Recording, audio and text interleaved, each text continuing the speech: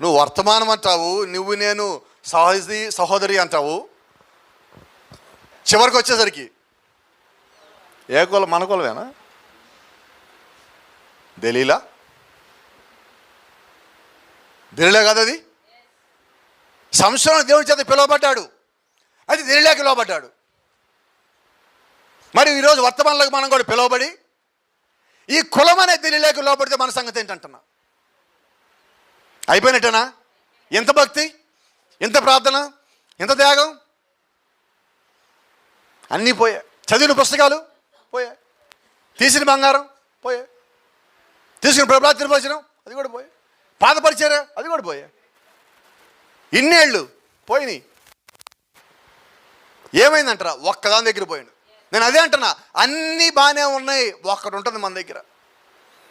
ఆ ఒక్క దెలీలా పోవట్లేదండి. ఊపిరితిత్తులు పట్టుకున్న అది ఆ నెమ్ములాగా పట్టుకొని తిరుగుతుంది. అది వస్తుందా మామూలుగా? అది ఊపిరితిత్తులకి నెమ్ము తీయటానికి ఒక ట్యూబ్ వేస్తారు లోపల. ఐడియా ఉందా మీకు?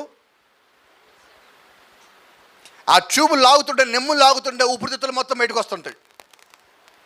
నొప్పి తట్టుకోలేం, బాధ కేకలు పెడుతుంటారు. అయినది రాదు, మొత్తం ఎంతో కొద్దిగా ఉంటుంది ఎంత తీసినా.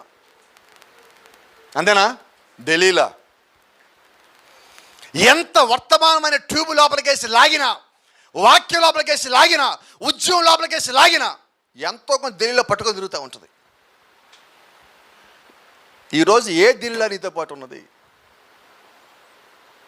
నేను వెనక్కి లాగే దెలీలా. అది క్రుయాలిటీ ఆఫ్ సిన్.